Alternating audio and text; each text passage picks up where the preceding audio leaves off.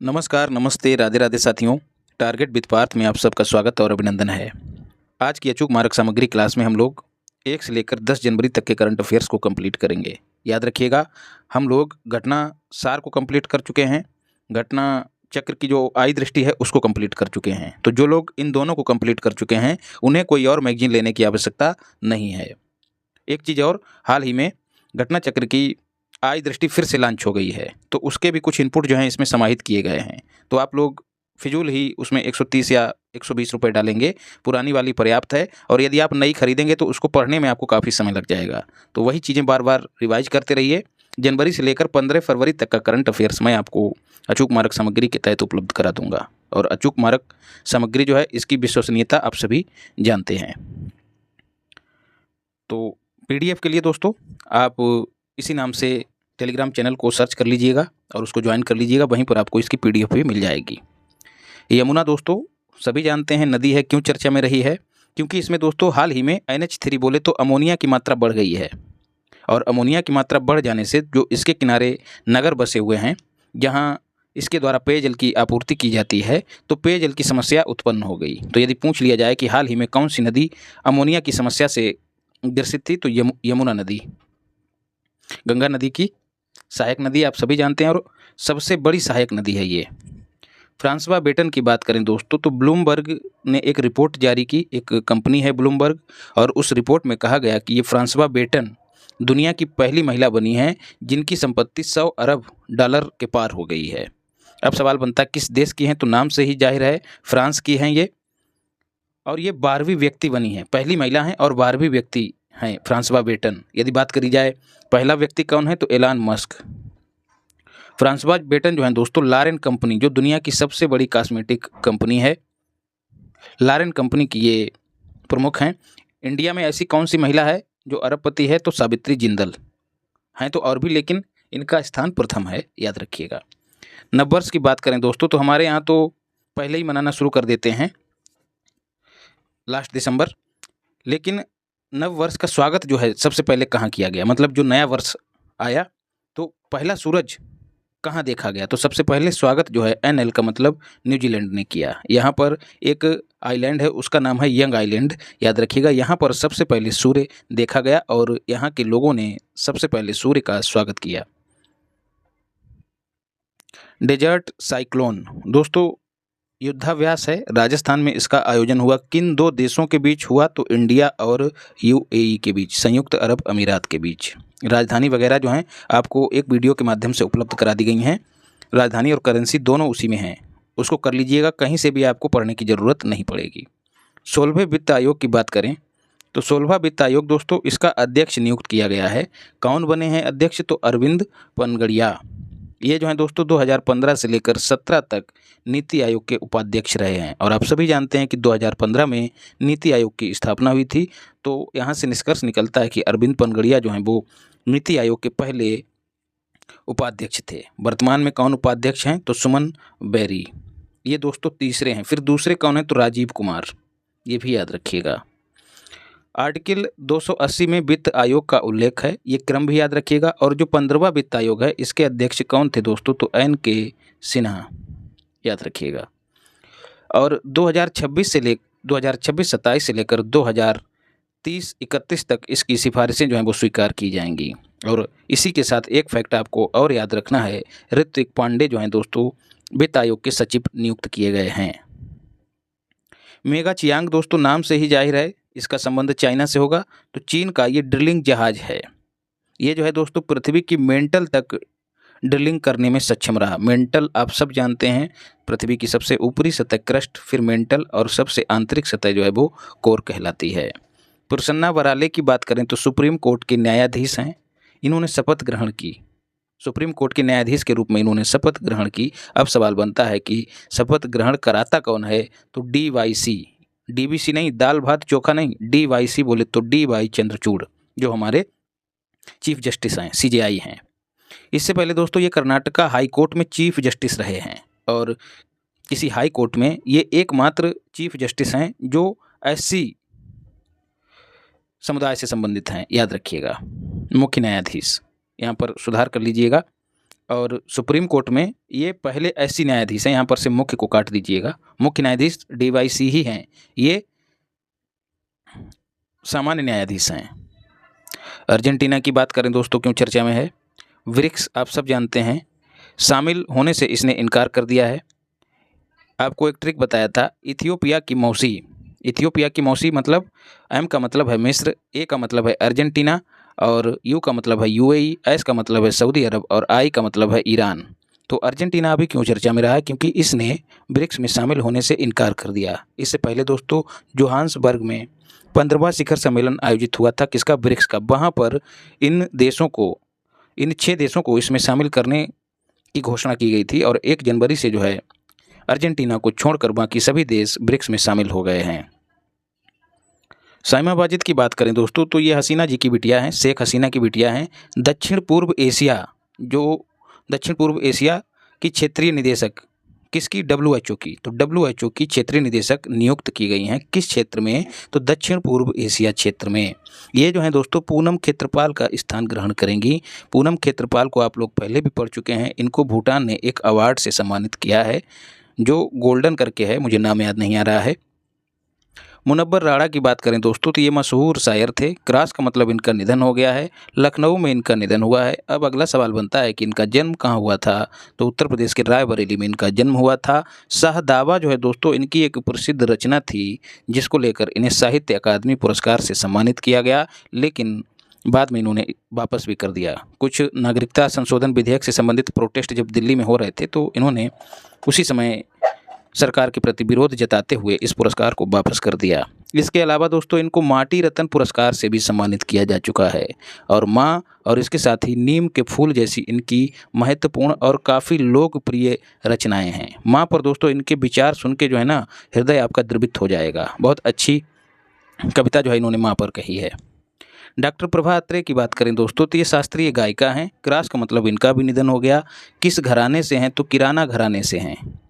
कहाँ से संबंधित हैं दोस्तों, तो महाराष्ट्र से संबंधित हैं। महाराष्ट्र में भी पुणे छोड़ दीजिएगा, मोटा माटी महाराष्ट्र ही याद रखिए। आप लोगों को शिकायत रहती है कि मैं थोड़ा लेट क्यों हो जाता हूं दोस्तों, तो कई काम रहते हैं। एक तो आपका यूट्यूब ही रहता है, उसके अलावा कुछ आजीविका भी अपनी चलाने के लिए पढ़ना पढ़ाना लगा रहता है, और उसके बाद आपको यूट्यूब और ख़ुद पढ़ना भी रहता है। तो सोचिए थोड़ा व्यस्तता तो हो ही जाती है, लेकिन फिर भी आप सबके लिए 4-5 महीने से तो एकदम निस्वार्थ भाव से काम चल रहा है। कुछ भी नहीं था क्योंकि चैनल सस्पेंड चल रहा था, लेकिन ऐसे में भी आप लोगों ने लगातार साथ बनाए रखा, तो आपका तहे दिल से शुक्रिया। उस्ताद राशिद खां की बात करें, लेकिन विश्वास रखिए चीज़ें आपको मैं उपलब्ध करा ही दूंगा, बीच में नहीं छोड़ूंगा, ये आप सब जानते भी होंगे। थोड़ा सा लेट लतीफ़ी हो सकती है, लेकिन कहिए कि आपको धोखा दे दूं तो नहीं। उस्ताद राशिद खां दोस्तों ये भी शास्त्रीय गायक हैं, क्रास का मतलब इनका भी निधन हो गया है। इनका जन्म कहाँ हुआ था, तो इनका जन्म बदायूं में हुआ था। ग्वालियर घराना से संबंधित हैं दोस्तों। गायकी में आप सभी जानते हैं घराने होते हैं, तो ये ग्वालियर घराना से संबंधित हैं। रामपुर सहवान जो है दोस्तों, ये एक गायकी की शैली है जिसका प्रतिपादन किसने किया, उस्ताद राशिद खान ने किया, याद रखिएगा। और यहाँ पर कन्फ्यूजन ये हो सकता है ये हैं कहाँ के, बदायूं के हैं, लेकिन किस घराने से संबंधित हैं, तो यहाँ पर ग्वालियर हो जाएगा। ठीक है, ग्वालियर आप सब जानते हैं मध्य प्रदेश में स्थित है। बांसदेव पांडे या फिर वसुदेव भी पढ़ सकते हैं, हमको 1 साल के लिए ही याद रखना है, कुछ भी पढ़ लीजिए, बस याद रहना चाहिए। तो त्रिनाद और टोबैगो ये पूर्व प्रधानमंत्री ये हैं दोस्तों, क्रास का मतलब इनका भी निधन हो गया है। भारतीय मूल के ये पहले प्रधानमंत्री, पहले PM थे, कहाँ के, त्रिनाद एंड टोबैगो के। आप सब जानते हैं कि त्रिनाद एंड टोबैगो कैरेबियन सी में स्थित है, एक आइलैंड है। इसकी कैपिटल जो है दोस्तों पोर्ट ऑफ स्पेन है। पहला हिंदू मंदिर दोस्तों अबू धाबी में बनाया जा रहा है। बोचा सनबासी अक्षर पुरुषोत्तम स्वामी नारायण एक संस्था है, ये एक अलग संप्रदाय है दोस्तों, जिसके प्रमुख हैं बोचासन वासी जो कि थे, अब नहीं हैं। तो ये एक संस्था है, यही इसका निर्माण करवा रही है। राजस्थान के कारीगर गए हैं वहाँ पर काम करने दोस्तों, और राजस्थान के धौलपुर से लाल बलुआ पत्थर को ले जाया गया है, ये भी याद रखिएगा। इसके अतिरिक्त दोस्तों USA के न्यू जर्सी में भी ऐसे मंदिर का निर्माण हो चुका है, लेकिन ये पहला हिंदू मंदिर है, याद रखिएगा, UAE में। कर्पूरी ठाकुर दोस्तों आप सब खूब सुने होंगे, बिहार के पूर्व CM हैं, ये पहले CM थे। मरणोपरांत इनको भारत रत्न प्रदान करने की घोषणा की गई। राष्ट्रपति कार्यालय ये घोषणा करता है, ये भी याद रखिएगा। कभी कभी कथन के रूप में इस तरह की चीज़ें पूछ ली जाती हैं। 1954 में भारत रत्न की स्थापना की गई थी और मानव सेवा में असाधारण योगदान के लिए यह पुरस्कार दिया जाता है, ये भी याद रखिएगा। पहली बार ये उप सीएम भी रह चुके हैं, एक बार उप सीएम रहे हैं बिहार में ही और एक बार सीएम रहे हैं, तो 2 बार जो हैं ये प्रमुख पदों पर रहे हैं। और ये किन पार्टियों से संबंधित हैं, तो प्रजा सोशलिस्ट पार्टी और जनता दल। पनडुब्बी पर्यटन की बात करें दोस्तों, तो देश का पहला केंद्र जो है स्थापित करा जाएगा या फिर बनेगा कहाँ, गुजरात में। गुजरात में कहाँ दोस्तों, द्वारका में। तो जो शंकराचार्य के द्वारा स्थापित किए गए 4 पीठ हैं उनमें से एक द्वारका भी है, जो कि पश्चिम में है, मतलब गुजरात में है। संदेश ऐप की बात करें या फिर सैंडेस ऐप की बात करें, तो ये जो अर्धसैनिक बल हैं हमारे, उनको सूचनाएं प्रदान करने के लिए शर्तें, सेवा शर्तें और जो भी उनसे संबंधित चीज़ें हैं वो सब इसी एप्लीकेशन पे उपलब्ध रहेंगी। तो संदेश ऐप, आप सभी गाना भी सुने होंगे, संदेश से आते हैं हमें तड़पाते हैं, तो वहीं से याद रखिएगा, इसका संबंध सेना से है, संदेश ऐप। अयोध्या की बात करें दोस्तों, तो दिसंबर 2023 में मोदी जी ने यहाँ का दौरा किया और 11,100 करोड़ रुपए की परियोजनाओं का शिलान्यास भी किया। आपको पहले भी बता चुका हूँ, जो हम लोग दृष्टि कंप्लीट किए हैं उसमें भी हम लोग पढ़ चुके हैं। तो ये यहीं पर दोस्तों नवनिर्मित हवाई अड्डे का नया नाम दिया गया, जिसका नाम पहले मर्यादा पुरुषोत्तम राम रखा जा रहा था, अब जो है उसका नाम महर्षि वाल्मीकि अंतर्राष्ट्रीय हवाई अड्डा कर दिया गया है। आपको ये धनराशि भी याद रखनी है, 11,100। हिंदू धर्म में सभी पवित्र कामों में या फिर जब हम दान देते हैं तो अक्सर 11 या फिर 21 या फिर 1101 या फिर 101 इस तरह की संख्याएं जो हैं इस्तेमाल की जाती हैं, तो ऐसे ही याद रखिएगा, 11,100 करोड़। और यहीं पर दोस्तों राम पथ, भक्ति पथ, धर्म पथ और राम जन्मभूमि पथ, ये सारे पथ जो हैं दोस्तों पर्यटकों को या फिर जो श्रद्धालु हैं उनको मुख्य मंदिर से जोड़ते हैं, याद रखिएगा। तो यदि पथों की बात की जाए तो कुल 4 पथ हैं, राम, भक्ति, धर्म, सब एक दूसरे से जुड़े हैं। राम जन्मभूमि पथ, इसका भी उद्घाटन मोदी जी ने किया। और यहीं पर पहले अमृत भारत एक्सप्रेस को भी मोदी जी ने झंडी दिखाई, जो कि दरभंगा से अयोध्या और अयोध्या से दिल्ली को जोड़ती है, याद रखिएगा। और इसके साथ ही दूसरी जो अमृत भारत एक्सप्रेस है वो मालदा, जो कि पश्चिम वेस्ट बंगाल में है, मालदा को बेंगलुरु से जोड़ती है। इन दोनों को हरी झंडी मोदी जी ने दिखाई। मशरूम की बात करें दोस्तों, तो मशरूम जो है दोस्तों इन्फ्लुएंजा और कोविड-19 जैसी जो बीमारियां हैं उनको ख़त्म करने में कारगर है। ऐसी घोषणा किसने की है, तो विज्ञान और प्रौद्योगिकी मंत्रालय ने की है, यहाँ पर स्वास्थ्य मंत्रालय नहीं है, याद रखिएगा। ड्रोन मिशन की बात करें दोस्तों, तो ड्रोन कल्चर को बढ़ावा देने के लिए महाराष्ट्र सरकार ने इसको मंजूरी दी है। उद्देश्य वही है, ड्रोन उपयोग को बढ़ावा देना।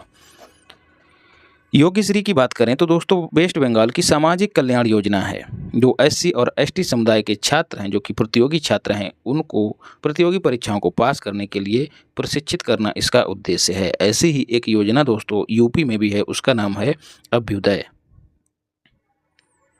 कुछ और चीज़ें इसमें बची हैं, उनको भी देख लेते हैं। एक्सपो सेट की बात करें दोस्तों, नाम से ही जाहिर है, एक्स और पीओ मतलब एक्सरे, एक्स का मतलब एक्सरे और पीओ का मतलब है पोलराइजेशन। तो जो एक्सरेज हैं उनके पोलराइजेशन का अध्ययन करने के लिए इसरो ने 1 जनवरी को किस रॉकेट का इस्तेमाल करते हुए, तो PSLV C-58 का इस्तेमाल कर क्या यार कर रहे हो, गरारी फंस जा रही है। इसरो ने 1 जनवरी को प्रक्षेपित किया PSLV C-58 रॉकेट का इस्तेमाल करके। अब आई ना बात, ब्लैक होल, न्यूट्रॉन तारा और एक्सरेज का अध्ययन करना इसका उद्देश्य है। और इस तरह के उद्देश्य से लॉन्च किया जाने वाला ये दूसरा सैटेलाइट है। पहला USA लॉन्च कर चुका है, नाउ सेकेंड हम हो गए हैं, याद रखिएगा। PSLV C-58 को याद रखना है, ठीक है। कैसे याद रखना है, एक्सपोसैट, ठीक है। एक्स में इसको जोड़ दीजिएगा और इसको, तो यहाँ से क्या बन जाएगा, 8 बन जाएगा, और 5 तो आपको याद ही रहेगा, तो इस तरह से आप भूलेंगे नहीं। ऐसे ही दोस्तों PSLV C-57, 7 मतलब 7 में उच्चारण के समय क्या निकलता है, 7, और 7 का जो सा है वो क्या बनाता है, सूर्य। तो सूर्य का अध्ययन करने के लिए PSLV C-57 से आदित्य L1 मिशन को लॉन्च किया गया, याद रखिएगा। और सितंबर महीने में लॉन्च किया गया, 2 सितंबर को। तो सितंबर में भी दोस्तों सा है और सूर्य में भी सा है और 57 में भी सा है, तो इस तरह से जोड़ के याद रखिएगा। 2 पेलोड भी लेके गया है दोस्तों, उसमें से एक का नाम है पोलिक्स पोलिक्स और दूसरे का नाम है एक्सपेक्ट। बाघों की बात करें दोस्तों, इनकी मौत को लेकर एक रिपोर्ट जारी की किसने? पर्यावरण और जलवायु परिवर्तन मंत्रालय ने। उसमें महाराष्ट्र पहले स्थान पे है, एमपी दूसरे स्थान पे है। इलेक्ट्रॉनिक मृदा की बात करें दोस्तों, तो इसका विकास कर लिया गया है, स्वीडन देश के द्वारा इसका विकास कर लिया गया है। तो ये इलेक्ट्रॉनिक मृदा है दोस्तों, जैसी हम लोग मृदा देखते हैं इसका स्वरूप वैसा नहीं है, ठीक इलेक्ट्रॉनिक तरीके का है, बस इतना ही याद रखिए, ज़्यादा हमको जड़ में नहीं घुसना है। हाइड्रोपोनिक एग्रीकल्चर, आप सब जानते हैं कि जल में पौधे उगाने वाली जो कृषि होती है उसको हाइड्रोपोनिक एग्रीकल्चर कहा जाता है। इसमें दोस्तों मृदा का इस्तेमाल नहीं होता है। जब मृदा का इस्तेमाल नहीं होता है तो ये जो पौधे उगते हैं वो मृदा वाले पौधों की तुलना में कम तेज़ी से गति करते हैं। और जब ये इलेक्ट्रॉनिक मृदा की खोज हो गई है तो इस इलेक्ट्रॉनिक मृदा का इस्तेमाल हाइड्रोपोनिक एग्रीकल्चर में किया जा सकेगा। इससे क्या होगा? जल में पौधे उगाना जो है और आसान हो जाएगा। नेशनल स्टॉक एक्सचेंज की बात करें दोस्तों, तो इसने एक रिपोर्ट जारी की है और उसमें कहा है कि निवेशकों की संख्या के मामले में महाराष्ट्र पहले स्थान पे है, यूपी दूसरे स्थान पे है। नए निवेशकों की बात करें तो सर्वाधिक नए निवेशक जो हैं यूपी में है, इसलिए यूपी नए निवेशकों के मामले में पहले स्थान पे है। नेशनल स्टॉक एक्सचेंज की स्थापना 1992 में हुई थी। बॉम्बे स्टॉक एक्सचेंज की स्थापना दोस्तों 1875 में हुई थी। ये भारत का सबसे प्राचीन स्टॉक एक्सचेंज है। तो नेशनल ना लगा हुआ है दोस्तों, तो जो नेशनल स्टॉक एक्सचेंज है इसका जो इंडेक्स है उसको निफ्टी कहा जाता है। ये भी याद रखिएगा, निफ्टी और 50, इसमें 50 कंपनियां जो हैं शामिल होती हैं, ऐसे याद रखिएगा। और जो बॉम्बे स्टॉक एक्सचेंज है उसका जो इंडेक्स है उसको क्या कहते हैं? NSE BSE। निफ्टी और माफ़ कीजिएगा वो होता है सेंसेक्स, भूल गया, सेंसेक्स। ठीक है, बॉम्बे स्टॉक एक्सचेंज का जो इंडेक्स है BSE का उसका नाम है सेंसेक्स। ISCC प्लस सर्टिफिकेट जो है दोस्तों प्राप्त करने वाली पहली कंपनी रिलायंस बनी है। क्यों दिया गया दोस्तों इसको? प्लास्टिक अपशिष्ट को रिसाइकिल करने में ये महत्वपूर्ण भूमिका निभा रही है। इसके इसी योगदान के लिए इसको ISCC प्लस सर्टिफिकेट प्रदान किया गया है। यदि पूछ लिया जाए कि ISCC सर्टिफिकेट किस क्षेत्र में दिया जाता है तो पर्यावरण प्रबंधन या फिर पर्यावरण संरक्षण के क्षेत्र में काम करने वाली कंपनियों को दिया जाता है। इसके अलावा दोस्तों भारत GPT का निर्माण भी हो रहा है। कौन? 2 कंपनियां मिलकर कर रही हैं, तो एक तो रिलायंस इंडस्ट्रीज है और दूसरा है IIT मुंबई। ये दोनों मिलकर भारत GPT का निर्माण कर रहे हैं, ये भी याद रखिएगा। दिव्य कला मेला की बात करें दोस्तों, तो दिव्य से ही जाहिर होता है, इसका संबंध दिव्यांगों से होगा। 12वें क्रम का है, आप क्रम छोड़ दीजिएगा। इसका आयोजन गुजरात में हो रहा है। जो दिव्यांगों के उत्पाद हैं उनकी उत्पादों की प्रदर्शनी है, उनकी आजीविका में सुधार करने के लिए इस तरह के मेलों का आयोजन होता है, दिव्य कला मेला। और एक सम्मेलन हम लोग आगे पढ़ेंगे, पर्पल सम्मेलन, पर्पल महोत्सव, उसका आयोजन गोवा में हुआ है, याद रखिएगा। वो भी दिव्यांगों से ही संबंधित है। X-37B क्या है दोस्तों? US मिलिट्री स्पेस क्राफ्ट है। अब X लगा हुआ है दोस्तों, तो इससे क्या होता है, इससे क्या संकेत मिलता है? X का मतलब, X की बात हो रही, मतलब ट्विटर की बात हो रही है। ट्विटर को किसने खरीदा है? एलॉन मस्क ने खरीदा है। ठीक है, और मस्क की एक और कंपनी है जिसका नाम है स्पेस एक्स। ठीक है, स्पेस एक्स का एक रैकेट है जिसका नाम है फाल्कन हैवी, उसी से इसको लॉन्च किया गया है। ठीक है, तो स्पेस एक्स, स्पेस की बात हो रही है तो यहाँ एक्स लगा हुआ है, तो इसका यहाँ पर निष्कर्ष क्या निकल के सामने आता है इससे कि जो ये चीज़ दिखाई दे रही है इसका संबंध कहीं ना कहीं अंतरिक्ष से है। तो ये मिलिट्री स्पेस क्राफ्ट है, किसका? USA का। ये USA के USS F-52 मिशन का भाग है, याद रखिएगा। पिंकी की बात करें दोस्तों, तो पिंकी कौन है? मिर्ज़ापुर की बच्ची है। MZP का मतलब है मिर्ज़ापुर, और चर्चा में क्यों रही है? BBBP की BA का मतलब है ब्रांड एम्बेसडर। तो बेटी पढ़ाओ बेटी बचाओ योजना की ये ब्रांड एम्बेसडर नियुक्त की गई है। 22 जनवरी 2015 को इस योजना की शुरुआत हरियाणा के पानीपत से, PPT का मतलब है पानीपत से की गई थी। हरियाणा को ही क्यों चुना गया था दोस्तों? क्योंकि लिंगानुपात के मामले में सबसे फिसड्डी राज्य है हरियाणा, सबसे कम लिंगानुपात हरियाणा में है, याद रखिएगा।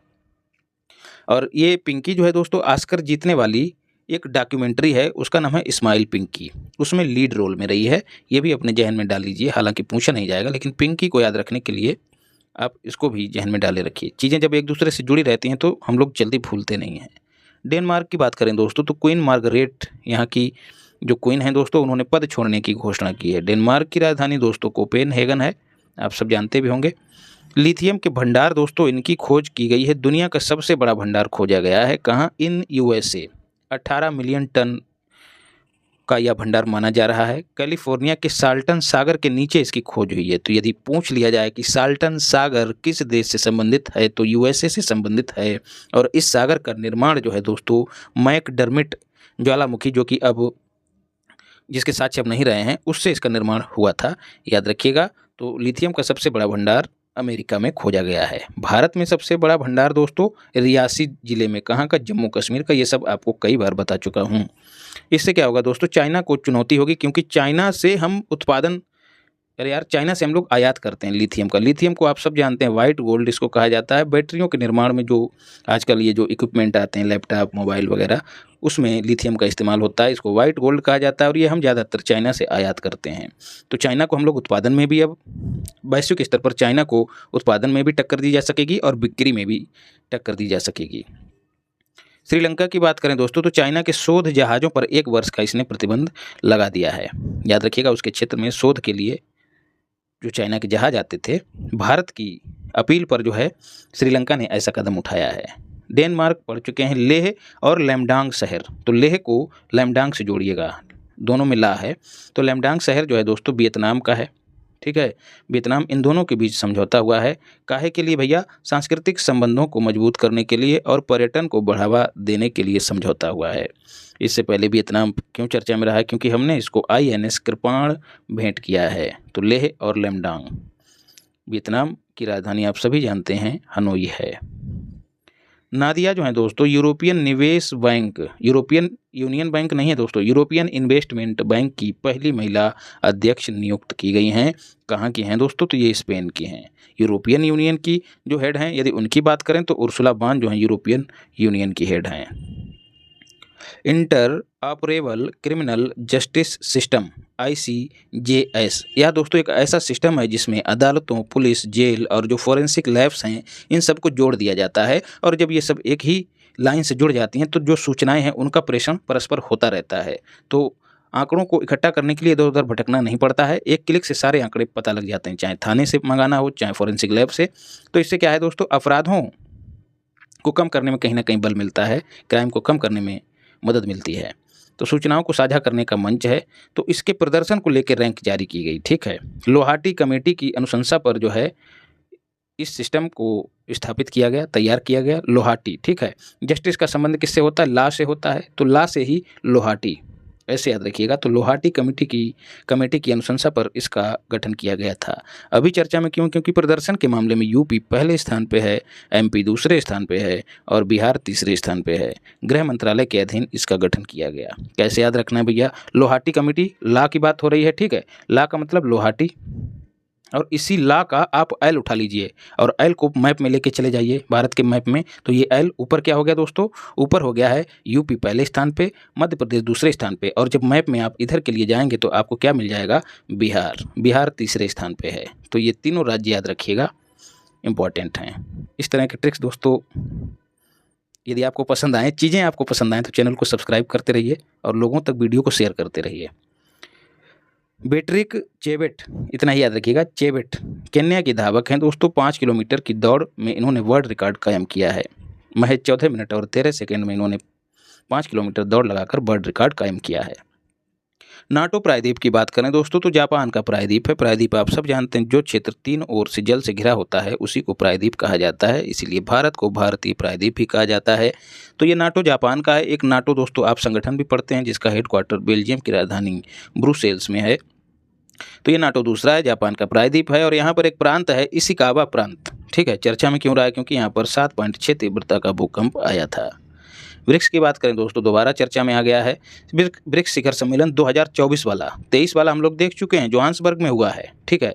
2024 वाला दोस्तों कहाँ होना चाहिए, ब्रिक्स दोस्तों आप सब जानते हैं, इसमें चक्रीय क्रम में जो है अल्फ़ाबेटिकल ऑर्डर में जो है जो सम्मेलन है उनका आयोजन होता है। तो इस बार साउथ अफ्रीका में हुआ था, तो अगला कहाँ होगा, तो ब्राज़ील में होगा। तो ब्राज़ील में होना चाहिए था, लेकिन इस बार ये रूस के कज़ान में आयोजित हो रहा है। रूस के कज़ान में इसका आयोजन हो रहा है।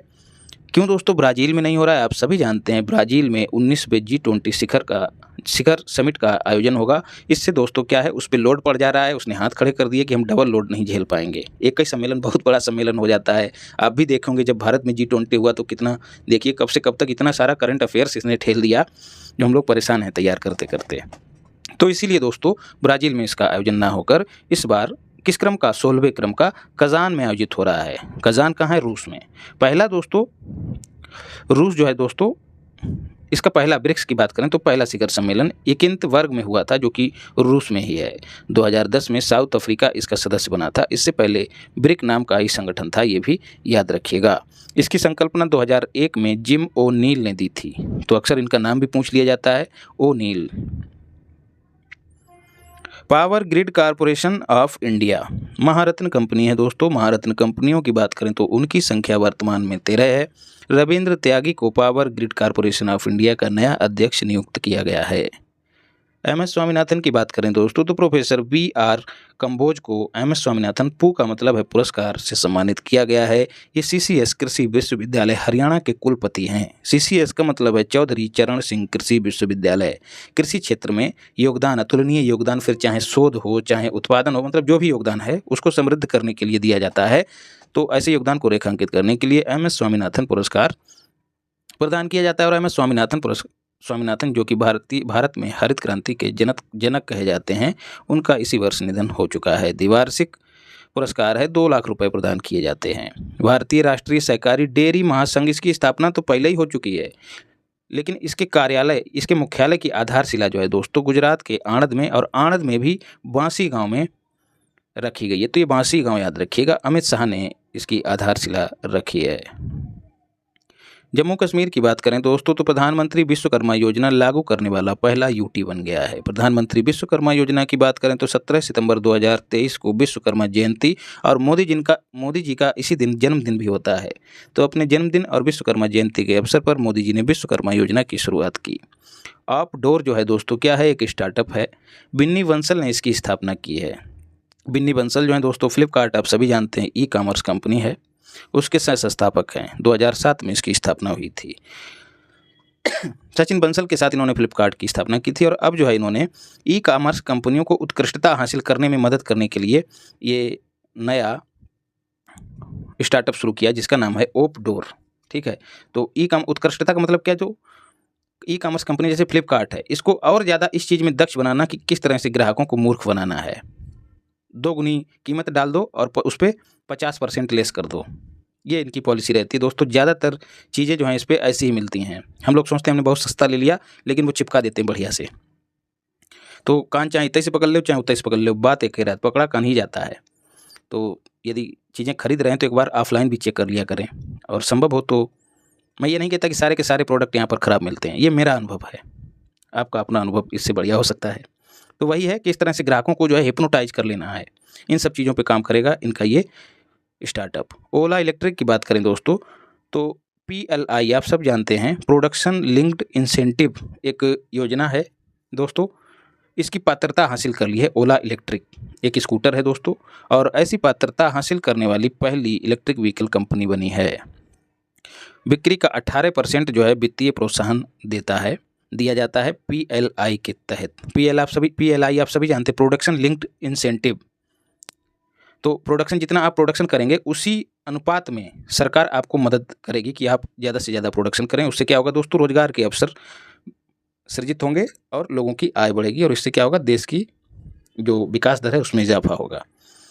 तो बिक्री का 18% वित्तीय प्रोत्साहन दिया जाता है। तो कभी कभी यदि कथन के रूप में पूछ लिया जाए कि जो PLI है, प्रोडक्शन लिंक्ड इंसेंटिव है, वो किस आधार पर दिया जाता है, तो उत्पाद की बिक्री के आधार पर दिया जाता है। ठीक है, PLI की बात करें 2020 में इसकी घोषणा हुई थी, 2021 में इसका अनुमोदन हो गया था। कुल 14 क्षेत्र जो हैं इसमें शामिल किए गए हैं। बिक्री के आधार पर इंसेंटिव दिया जाता है, ये चीज़ मैं आपको पहले ही बता चुका हूँ। अब बात करते हैं हरप्रीत चंडी की। इन्होंने झंडी गाड़ दी है कहाँ दोस्तों? अंटार्कटिका पर, साउथ पोल पर। स्कीइंग आप सभी जानते हैं, बर्फ़ पर वो 2 छड़ें लेकर चला जाता है, दौड़ा जाता है। उसी मामले में ये दुनिया की पहली महिला बनी है साउथ पोल पर स्कीइंग करने वाली। ब्रिटिश आर्मी ऑफिसर हैं। कैसे याद रखना है? साउथ पोल पर गाड़ दी झंडी किसने? चंडी ने। झंडी आप सब जानते होंगे, जो ग्रामीण क्षेत्रों में पीपल वगैरह भगवान होते हैं, भगवान विष्णु का प्रतीक है। पीपल कहा जाता है, भगवान विष्णु जो हैं इस पर वास करते हैं पीपल पर। तो आपने देखा होगा नीचे जो स्थान होता है वहाँ छोटी छोटी झंडियाँ लगी रहती हैं। ठीक है, तो झंडे का एक छोटा रूप है झंडी, ऐसे याद रखिएगा। तो चंडी ने गाड़ दी झंडी कहाँ? अंटार्कटिका पर। के स्मार्ट क्या है दोस्तों? तो जो स्थानीय निकाय हैं कहाँ के, केरला के, उन तक जो केरल के लोग हैं उनकी पहुंच सुनिश्चित करने के लिए, आसानी से पहुंच सुनिश्चित करने के लिए के स्मार्ट योजना जो है केरल सरकार ने लॉन्च की है। GSAT-20 या फिर GSAT-N2 क्या है? एक संचार उपग्रह है। दूर दराज के क्षेत्रों में तीव्र इंटरनेट उपलब्ध कराने के लिए इसको लॉन्च किया गया है। 4700 किलोग्राम वजन है। फाल्कन 9 का यूज करके इसको लॉन्च किया जाएगा। इसका अन्य नाम क्या है? CMS-03 कम्युनिकेशन सैटेलाइट, CMS की फुल फॉर्म होगी। और इसरो का NSIL जो है लॉन्च करवाएगा। याद रखिएगा, आपको जो मेन चीज़ है वो आपको नाम याद रखना, GSAT। यहाँ पर PSL भी नहीं है। जब भारी रॉकेट और ऊंचाई वाली कक्षा में, जब भारी पेलोड रहता है और उसको ऊंचाई वाली कक्षा में स्थापित करना रहता है तो GSLV का इस्तेमाल किया जाता है। तो GSAT जियोसिंक्रोनस कक्षा में इसको स्थापित किया जाएगा सैटेलाइट को, इसीलिए इसमें कोई भारत का रॉकेट इस्तेमाल नहीं हो पाया है, क्योंकि इसका वजन जो है 4700 किलोग्राम है। 4000 से नीचे के जो सैटेलाइट हैं उनको GSLV से लॉन्च कर दिया जाता है, 4000 के आसपास के, और इसका वजन 4700 है। तो फाल्कन 9 जो कि SpaceX का रॉकेट है, SpaceX आपको पहले ही बता चुका हूँ, उससे इसको लॉन्च किया जाएगा, इसलिए ये इंपॉर्टेंट है GSAT-20। हिम तेंदुआ की बात करें दोस्तों तो किर्गिस्तान ने राष्ट्रीय प्रतीक अपना घोषित किया है हिम तेंदुआ को। इसका वैज्ञानिक नाम है Panthera uncia. Totem animal, totem animal मतलब जो टोटका, जो कर्मकांड वगैरह हैं। टोटेम बाद आप लोगों ने, यदि आपका समाजशास्त्र ऑप्शनल रहा होगा उसमें आप दुर्खीम को पढ़ते हैं, तो टोटेम बाद आप उनका पढ़ते हैं, तो उसी से संबंधित है टोटेम एनिमल। जो शास्त्र हैं यहाँ के, कहाँ के, किर्गिस्तान के, जो शास्त्र और जो कर्मकांड, जो कर्मकांडीय उनके जो स्रोत हैं उनमें इसका उल्लेख है हिम तेंदुआ का, जो महानता का प्रतीक है, बहादुरी का प्रतीक है, इसीलिए इसको राष्ट्रीय प्रतीक के रूप में स्वीकार किया है किर्गिस्तान ने। बात करें बिश्केक घोषणा की, तो बिश्केक आप सभी जानते हैं किर्गिस्तान की राजधानी है, तो बिश्केक घोषणा का संबंध तेंदुआ संरक्षण से है, ये भी याद रखिएगा। स्काई दोस्तों, स्काई आप लोग पढ़ते ही हैं, स्काई से ही, स्काई को स्काई ना पढ़कर स्काओ पढ़िएगा, ठीक है। तो इसका संबंध अंतरिक्ष से ही है। तो स्क्वायर किलोमीटर एरे ऑब्जर्वेटरी है एक, ठीक है। स्क्वायर किलोमीटर एक ऑर्गेनाइजेशन भी है, तो ये जो ऊपर वाला स्काओ है ये ऑर्गेनाइजेशन है सॉरी। और जो नीचे वाला स्क्वायर किलोमीटर एरे है ये ऑब्जर्वेटरी है। दुनिया की सबसे बड़ी रेडियो टेलीस्कोप है, सबसे बड़ा रेडियो टेलीस्कोप है स्काओ। और इसको स्थापित कौन कर रहा है? स्काओ ही इसको स्थापित कर रहा है। जो संगठन है इसका हेडक्वार्टर यूके में है। अभी चर्चा में क्यों है? स्काओ में जो है भारत शामिल हो गया है। खगोलीय घटनाओं का निरीक्षण और अध्ययन करने के लिए इसकी स्थापना की गई है।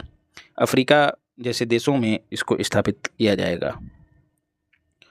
फास्ट ब्रीडर रिएक्टर प्लांट दोस्तों तमिलनाडु के कलपक्कम में उद्घाटन किया गया मोदी जी के द्वारा।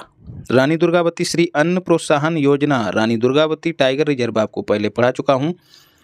तो ये कहाँ है दोस्तों? मध्य प्रदेश में। तो रानी दुर्गावती का संबंध भी मध्य प्रदेश से ही होगा। और जो श्री अन्न आप सब जानते हैं मोटे अनाजों को कहते हैं, तो मध्य प्रदेश ने रानी दुर्गावती श्री अन्न प्रोत्साहन योजना की शुरुआत की है।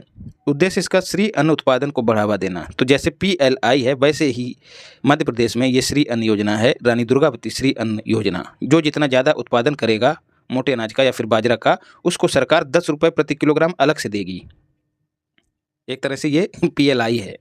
गुणोत्सव 2024 दोस्तों असम सरकार ने लॉन्च किया है। राज्य के प्राथमिक और जो माध्यमिक स्कूल हैं उनमें छात्रों के प्रदर्शन का मूल्यांकन करने के लिए इस उत्सव को आयोजित किया गया। घोघला बीच दोस्तों दीव में है। आप सब जानते हैं दीव को केंद्र शासित प्रदेश है।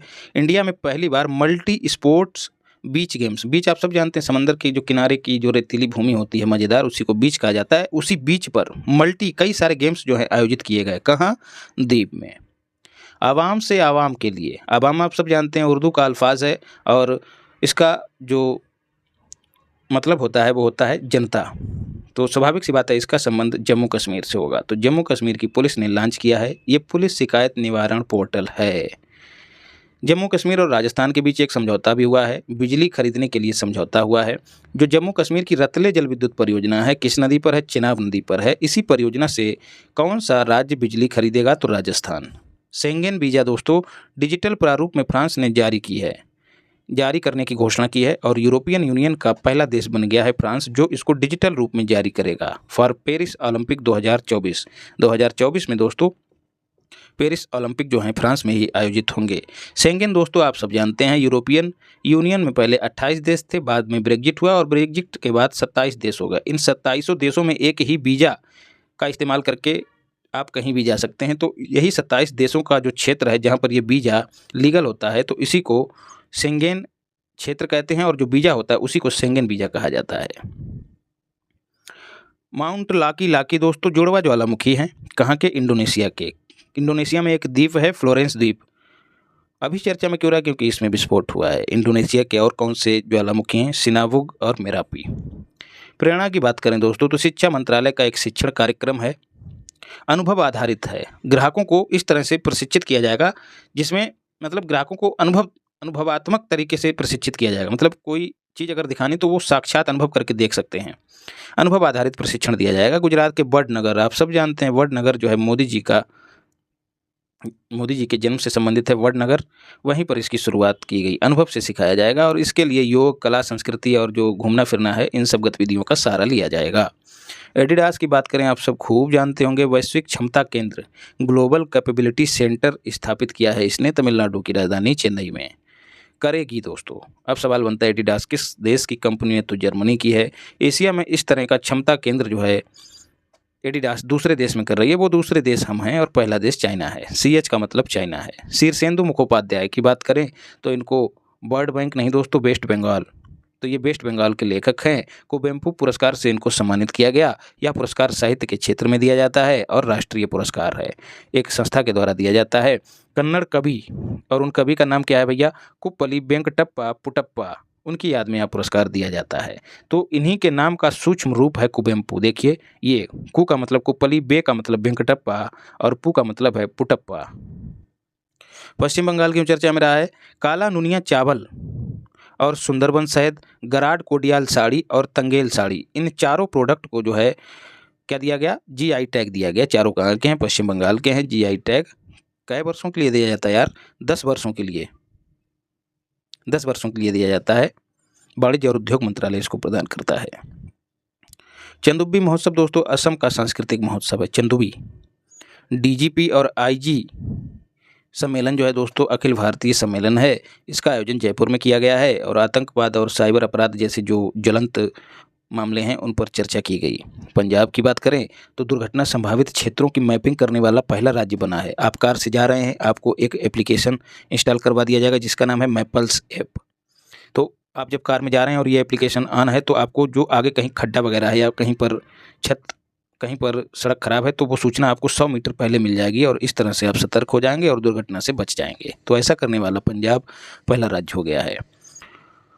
ओबजॉन 3 दोस्तों स्वीडन का निजी रूप से वित्त पोषित पहला उपग्रह है, मतलब किसी कंपनी ने इसको तैयार करवाया है। फाल्कन 9 रॉकेट से इसको लॉन्च किया गया।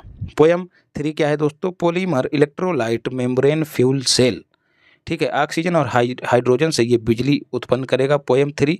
और इसका सफल परीक्षण जो है दोस्तों इसरो ने PSLV C58 पर करके देख लिया। अभी हम पहले पढ़ चुके हैं PSLV C58 किससे संबंधित है, आपको याद रखने के लिए बताया था, एक्सपोसेट। सफल परीक्षण हो गया है इसका। बात करें पृथ्वी की दोस्तों तो ये पृथ्वी विज्ञान मंत्रालय की योजना है।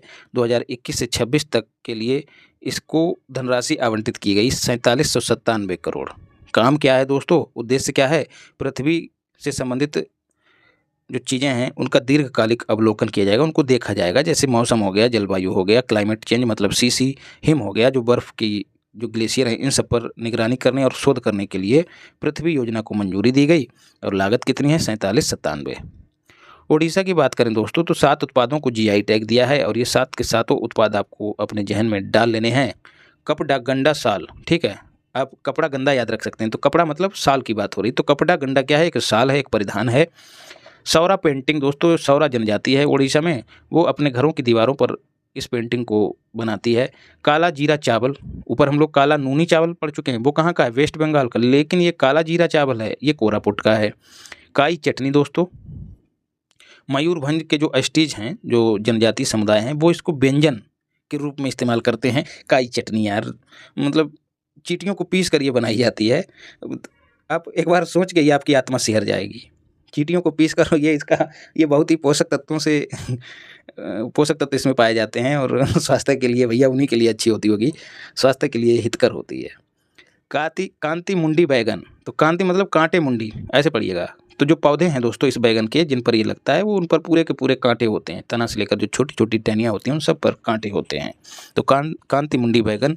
खजूरी गुड़ा मतलब गुड़ की बात हो रही, गुड़ मीठी होती है और मीठा क्या होता है, मधुरक। तो जो खजूरी गुड़ जो है दोस्तों एक मधुरक है जिसको खजूर वृक्ष से प्राप्त किया जाता है। ढेकनाल मगजी दोस्तों मिठाई है, भैंस के दूध से जो पनीर तैयार होता है उसी से इसको बनाया जाता है। तो इन सबको याद रखिएगा। अब बात करते हैं आदित्य L1 की, यहाँ से क्वेश्चन पूछ लिया जाएगा। इंडिया का पहला सोलर मिशन है, 2 सितंबर को लॉन्च किया गया। PSLV C57 आपको अच्छे से ही याद रखने के तरीके बता चुका हूं, उसके द्वारा इसको लॉन्च किया गया। 6 जनवरी 2024 को हाइलो कक्षा में ये प्रवेश कर गया, इसीलिए चर्चा में है। L1 के पास जो कि लग्रेंज पॉइंट है उसके पास ही प्रवेश कर गया और ये करेगा क्या, कोरोना का अध्ययन करेगा। तो यदि पूछ लिया जाए सूर्य की किस सतह का अध्ययन करेगा, तो सूर्य की कोरोना सतह का अध्ययन करेगा। रश्मि शुक्ला जो है दोस्तों महाराष्ट्र की पहली महिला DGP नियुक्त की गई हैं। कुप्पा परियोजना दोस्तों पंप हाइड्रोजन स्टोरेज परियोजना है, गुजरात की है। National hydro electric power corporation इसमें निवेश करेगा। स्वच्छ और हरित ऊर्जा को बढ़ावा देने के लिए इस परियोजना को स्थापित किया जाएगा। कुप्पा परियोजना कहाँ की है, कहीं कर्नाटक आंध्र प्रदेश वगैरह की नहीं है, फिर कुप्पा ये कड़ुप्पा वगैरह नामों के आधार पर आप गलत कर दें। तो पंप हाइड्रोजन स्टोरेज परियोजना आप सब जानते हैं, जब कहीं गहरी नदी होती है और पानी ऊपर नहीं आता तो बड़े बड़े पंप स्थापित कर दिए जाते हैं और यही पंप इस नहर या फिर नदी के पानी को उठा के इधर लेके आते हैं ऊंचाई पर और वहां पर बिजली का उत्पादन किया जाता है। तो इसी को कहते हैं पंप हाइड्रो स्टोरेज परियोजना। 2030 तक हमने एक लक्ष्य भी रखा है कि जो 500 गीगावाट ऊर्जा होगी वो हमारी हरित ऊर्जा होगी। वीर गाथा दोस्तों आप नाम में ही इसके अर्थ को समझ सकते हैं। वीर मतलब वीर का संबंध होता है रक्षा से और गाथा का मतलब होता है कहानी से, और कहानी क्या देती है, शिक्षा देती है। तो वीर गाथा रक्षा मंत्रालय और शिक्षा मंत्रालय की पहल है। वीरों की कहानियों से बच्चों को रूबरू कराया जाएगा। किन बच्चों को, स्कूली छात्रों को। तो वीर गाथा 3 रक्षा मंत्रालय और शिक्षा मंत्रालय की पहल है। रघुराम अय्यर दोस्तों भारतीय ओलंपिक संघ के CEO नियुक्त किए गए हैं। कॉलेज फगाथनसी मिशन दोस्तों MNP का मतलब है मणिपुर के CM हैं N वीरेन सिंह, उन्होंने स्टार्ट किया है। कॉलेजों में दोस्तों इंफ्रास्ट्रक्चर और जो एजुकेशन सिस्टम है वहाँ का उनका विकास करने के लिए इस मिशन को मणिपुर सरकार ने शुरू किया है। तो कॉलेज फगाथनसी।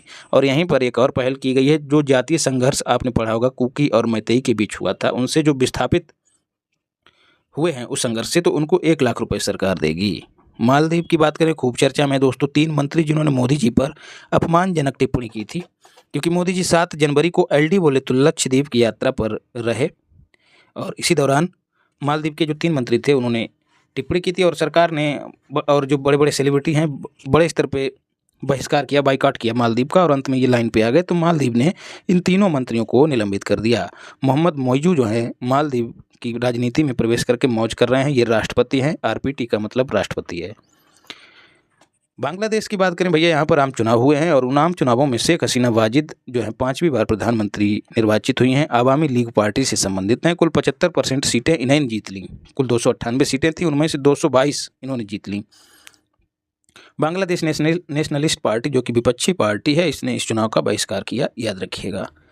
इंद्रमणि पांडे की बात करें तो बिम्स्टेक में पहले भारतीय महासचिव के रूप में ये नियुक्त किए गए हैं। बिम्स्टेक की फुल फॉर्म याद कर लेना, Bay of Bengal Initiative for Multi Sectoral Technical and Economic Cooperation. 1997 में इसका गठन हुआ था और इसी 97 का ये अंत वाला 7 उठा लीजिएगा और इस 7 का मतलब है इसमें 7 ही देश शामिल हैं। वो 7 देश कौन कौन से हैं? BD बांग्लादेश, नेपाल, BHD का मतलब भूटान, इंडिया, म्यांमार, श्रीलंका और थाईलैंड। बैंकॉक घोषणा के तहत इसका गठन हुआ था। गोल्डन ग्लोब पुरस्कार की बात करें, मनोरंजन और फिल्मों और गानों के क्षेत्र में ये पुरस्कार दिए जाते हैं। कैलिफोर्निया में एक स्थान है बेवर्ली हिल्टन, वहाँ पर इनको प्रदान किया जाता है और इन पुरस्कारों में सर्वश्रेष्ठ फिल्म का पुरस्कार ओपेनहाइमर फिल्म को दिया गया और जो निर्देशक हैं सर्वश्रेष्ठ, उनका नाम है क्रिस्टोफर। एक है क्रिस्टोफर लक्सन, वो दोस्तों न्यूजीलैंड के प्रधानमंत्री हैं, और एक है क्रिस्टोफर कोलंबस, वो कौन है दोस्तों, जिसने अमेरिका की खोज की थी, एक नाविक है, याद रखिएगा। और ओपेनहाइमर दोस्तों इन्होंने एटम बम की खोज की थी। हाइड्रोजन बम की खोज किसने की थी, क्या नाम था यार, टेलर नाम था उनका, पूरा नाम याद नहीं आ रहा है, टेलर। और ओपेनहाइमर एटम बम की खोज की थी, टेलर ने हाइड्रोजन बम की खोज की थी। तो इन्हीं के इर्द गिर्द ये कहानी घूमती है ओपेनहाइमर की।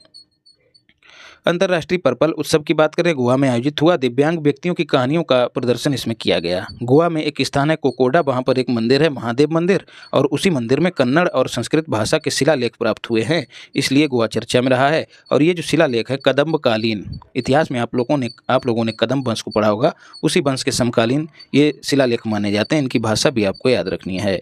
बोइंग की बात करें दोस्तों, तो बोइंग जो है यूएसए की विमान निर्माता कंपनी है। बेंगलुरु में इसने अपना एक सेंटर खोला है। उस सेंटर का उद्घाटन किया किसने? हमारे मोदी जी ने किया है। और यहीं पर मोदी जी ने बोइंग सुकन्या कार्यक्रम की शुरुआत की है। तो जो फीमेल्स हैं, जो महिलाएं हैं, जो बच्चियां हैं, उनको विमानन क्षेत्र में शामिल होने के लिए प्रोत्साहित करना, उनकी शिक्षा दीक्षा को उसी अनुसार आगे बढ़ाना और उनकी भागीदारी को बढ़ाना इसका उद्देश्य है। कुल मिला के जो कन्याएं हैं भारत की, उनको एयर होस्टेस या फिर विमानन क्षेत्र में नौकरियां देने के उद्देश्य से इस कार्यक्रम की शुरुआत मोदी जी ने की। और दोस्तों बेंगलुरु में ही एक स्थान है तुमकुर, और वहाँ पर जो है हिंदुस्तान एरोनॉटिक्स लिमिटेड हाल की एक इकाई खोली गई, जो एशिया की सबसे बड़ी हेलीकॉप्टर निर्माण इकाई है। याद रखिएगा, मोदी जी ने इसका उद्घाटन किया था। गंगा सागर मेला का आयोजन दोस्तों वेस्ट बंगाल में किया जाता है, सागर द्वीप पर किया जाता है। कुंभ के बाद जो प्रयागराज का कुंभ होता है दोस्तों, उसके बाद दूसरा सबसे बड़ा माघ मेला कहा जाता है गंगा सागर मेला को। अरुणाचल प्रदेश क्यों चर्चा में दोस्तों? इसके 3 उत्पादों को जीआई टैग दिया गया है। एक है आदि केकिर, ये वहाँ की अदरक है, उसी को आदि केकिर कहा जाता है। हस्त निर्मित कालीन और बांचो एक लकड़ी है दोस्तों, जिससे शिल्पकार चीज़ें बनाते हैं। तो इन तीनों को जो है जीआई टैग दिया गया। अंतर्राष्ट्रीय जलमार्ग विकास परिषद, परियोजना नहीं दोस्तों, यहाँ पर परिषद है इसका मतलब। इसकी पहली बैठक का आयोजन केकेटी बोले तो कोलकाता में हुआ है। केएनटी जहाँ पर होता है उसका मतलब होता है कर्नाटक, और केकेटी का मतलब है कोलकाता। और सर्बानंद सोनोवाल आप सब जानते हैं, जहाज और जहाजरानी मंत्री हैं सर्बानंद सोनोवाल, जो जहाज पर सोते हुए लेते हैं सर्बानंद, उनका नाम है सर्बानंद सोनोवाल। इन्होंने इसकी अध्यक्षता की। जल परिवहन को बढ़ावा देना इसका उद्देश्य था। फूड प्रोसेसिंग की बात करें तो रोजगार के मामले में आंध्र प्रदेश पहले स्थान पे है, तमिलनाडु दूसरे स्थान पे और तेलंगाना तीसरे स्थान पे। जब आप मैप उठाएंगे तो ये तीनों राज्य जो हैं पास ही पास दिखाई देंगे, तो इसी तरह से जोड़ के इसको याद रखिएगा। सूर्योदय क्षेत्र भी इसको कहा जाता है, किसको? फूड प्रोसेसिंग क्षेत्र को। आप सब जानते हैं जो कच्ची चीज़ें जैसे आलू वगैरह है, फूड प्रोसेसिंग मतलब जो खाने की चीज़ें हैं उन्हीं को प्रोसेस किया जाता है। तो भूख आदमी को हमेशा लगेगी, और भूख को तृप्त करने के लिए क्या होगा? आलू वगैरह और जो कच्ची चीज़ें उनका उत्पादन होगा, और उसी उत्पादन को जो है प्रोसेस किया जाएगा। तो इससे क्या होगा? ये उद्योग कभी घाटे में नहीं जाएगा, इसीलिए इसको सूर्योदय क्षेत्र भी कहा जाता है। इसका निर्यात, इन प्रोडक्ट्स के निर्यात के लिए कौन सी एजेंसी जिम्मेदार होती? तो APEDA, agricultural processed food product export development authority इसकी फुल फॉर्म होती है। इसका गठन अपेडा एक्ट 1985 के तहत किया गया था, और 1986 में इसका निर्माण हुआ था। अगले वर्ष मृग की बात करें दोस्तों, तो ये Mauritius research and innovation council है, मॉरिशस की है। मॉरिशस आप सब जानते हैं एक द्वीपीय देश है, कहाँ? हिंद महासागर में। इसकी राजधानी जो है वो पोर्ट लुइस है। इसरो के साथ इसने MOU पर हस्ताक्षर किया। किस लिए? दोनों मिलकर संयुक्त स्मॉल सैटेलाइट एक बनाएंगे, एक छोटा सा सैटेलाइट बनाएंगे जो दोनों के हितों की पूर्ति करेगा। तो इसको याद रखिएगा, MRIC, MRIC। भारतीय अंतर्राष्ट्रीय विज्ञान महोत्सव फरीदाबाद में आयोजन हुआ। क्रम छोड़ दीजिएगा। अमृतकाल में विज्ञान और तकनीक इसकी थीम थी। अल्वारो क्या है दोस्तों? उष्णकटिबंधीय चक्रवात है। 2024 का ये पहला चक्रवात है। मेडागास्कर इससे प्रभावित होने वाला देश है। तो इस तरह से दोस्तों हम लोगों ने जनवरी महीने के करंट अफेयर्स को, जो कि 1 से लेकर 10 जनवरी तक था, उसको कंप्लीट किया। चीज़ें अच्छी लगी हों तो चैनल को सब्सक्राइब कीजिएगा, वीडियो को लाइक कीजिएगा और शेयर भी कीजिएगा। बाकी स्वस्थ रहिए, मस्त रहिए, पढ़ाई में व्यस्त रहिए, माता पिता की सेवा कीजिए, महिलाओं का सम्मान कीजिए, और PDF के लिए टेलीग्राम चैनल भी ज्वाइन कर लीजिए। धन्यवाद।